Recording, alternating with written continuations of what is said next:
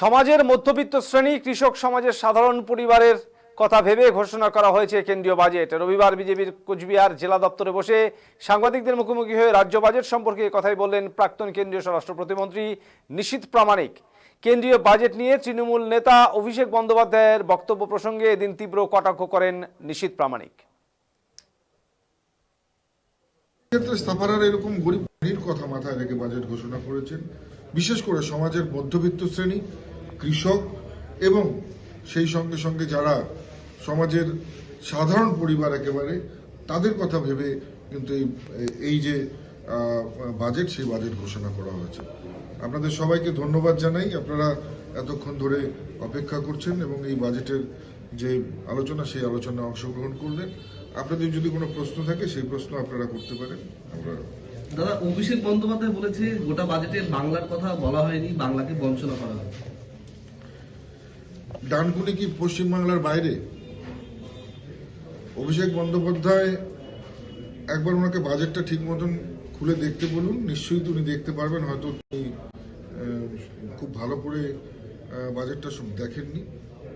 ডানকুনি থেকে যে সুরাট পর্যন্ত যে ফ্রেট করিডর তৈরি হচ্ছে, সেই ডানকুনি কি পশ্চিমবঙ্গের বাইরে? দুর্গাপুর, যে দুর্গাপুরের শিল্প করিডর তৈরি হতে চলেছে, সেই দুর্গাপুর কি পশ্চিমবঙ্গের বাইরে? শিলিগুড়ি, যে শিলিগুড়ির কথাটা তো ওনারা ভুলেই যান, উত্তরবঙ্গ যে আছে সেটা তো মনে করেন না, শুধু মাঝে মাঝে হাওয়া খেতে, ঠান্ডা হাওয়া খেতে আসেন। সেই উত্তরবঙ্গের মানুষ কানেক্টিভিটির অভাবে ভোগে। উত্তর পূর্ব ভারতে যাওয়ার জন্য সঠিক রেলপথ নেই, বিহার হয়ে ঘুরে, কোথাও হয়ে ঘুরে আমাদেরকে যেতে হয়। সেখানে হাই স্পিড ট্রেন, ভারতবর্ষের 60টি করিডোর হচ্ছে, তার মধ্যে একটি আমরা পাচ্ছি খুব কম সময়ের মধ্যে।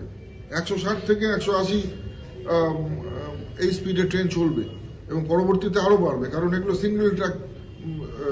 এই লাইন দিয়ে যে ট্রেনগুলো চলবে এগুলো শুধু ফাস্ট ট্র্যাকের জন্যই থাকবে।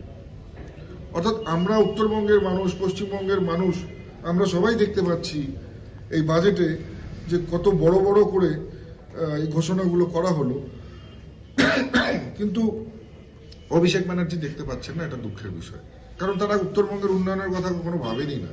যদি ভাবতেন তাহলে এই ডেভেলপমেন্টের জন্য কেন্দ্র সরকারকে ধন্যবাদ জানাতেন। কথা মাথায় রেখে